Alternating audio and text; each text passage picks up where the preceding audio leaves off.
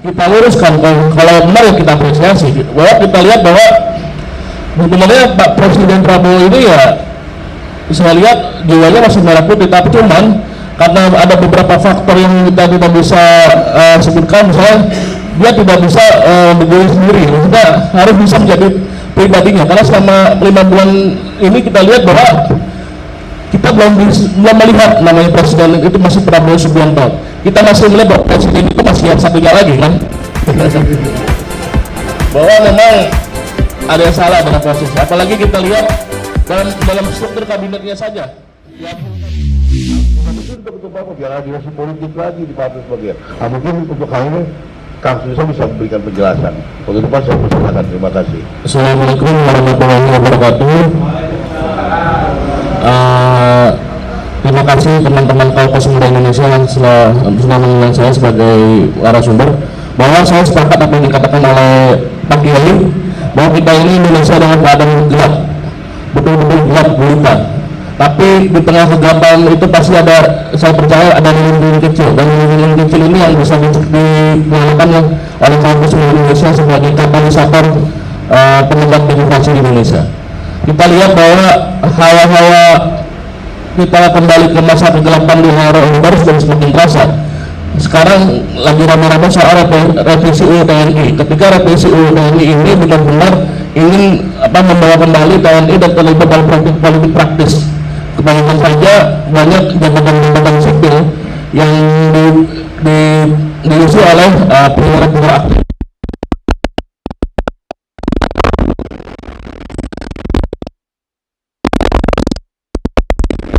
Semakin tak terlihat adanya proses meritokrasi itu. Jadi ya karena dia kenal pimpinan, akhirnya dia menjadi, karena dia yang dekat dengan pimpinan, dia menjadi mendapatkan sesuatu. Ini kan jadi kasihan ya teman-teman kita ASN yang proses dari bawah harus bersaing dengan prajurit aktif yang jadi di sini juga. Dan itu kan salah satu amanat reformasi adalah penghapusan DPC ABRI. DPC ABRI ini juga akan kembali diaktifkan lagi. Belum lagi masalah-masalah lain ketika ada proses pembungkaman, ketika kita ada yang salah dari pemerintah langsung dibalas oleh Ganjar. Mereka mengatakan bahwa ada urusan yang belum selesai. Jadi kita bisa mengkritisi pemerintah ini dianggap sebagai bangsa sakit, bagi yang belum pernah mendukung 001 maupun 003 di situ terjadi anomali ketika kita sebagai warga negara tidak bisa mengkritisi pemerintahan. Padahal dalam proses demokrasi ini kan adanya partisipasi publik. Ya. Partisipasi publik ini adalah kita sebagai civil society, sebagai masyarakat biasa yang kita memiliki hak untuk mengkritisi pemerintah. Kita kalau ada yang salah kita luruskan, kalau benar ya kita apresiasi. Bahwa kita lihat bahwa sebenarnya Pak Presiden Prabowo ini ya saya lihat jiwanya masih merah putih, tapi cuman karena ada beberapa faktor yang kita tidak bisa sebutkan, misalnya dia tidak bisa berdiri sendiri, kita harus bisa menjadi pribadinya. Karena selama 5 bulan ini kita lihat bahwa kita belum melihat namanya presiden itu masih Prabowo Subianto. Kita masih melihat bahwa presiden itu masih yang satunya lagi kan. Bahwa memang ada yang salah dengan proses. Apalagi kita lihat dalam struktur kabinetnya saja. Dalam struktur kabinetnya saja itu masih ada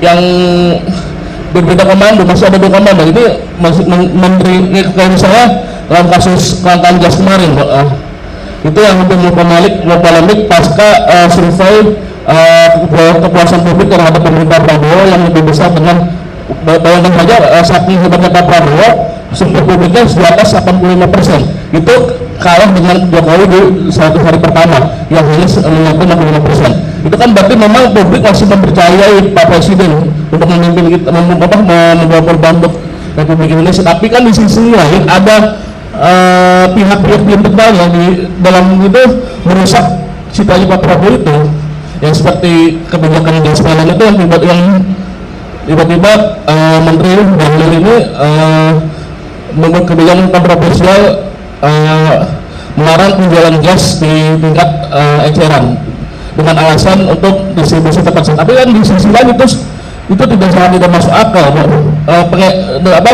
kita lihat bahwa adanya pengecer ini kan juga membantu proses distribusi. Misalnya konsumen yang tidak bisa mencapai agen di daerah-daerah ya, di beberapa kilometer terbantu dengan adanya pengecer itu. Tapi di sini negara mau terlibat.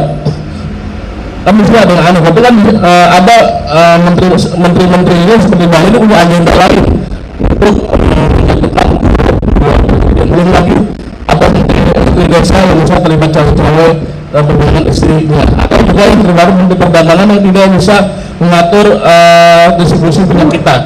Dan karena terakhir kita bayangkan saja minyak 1 liter itu ditambahkan 1 liter, bahkan ini berarti kita ada yang salah dalam proses ini ya. Dan jadi masyarakat secara demokrasi ditekan, secara ekonomi pun juga terhimpit. Jadi ini menjadi hal-hal sebuah salah ya bagi pemerintah saat ini.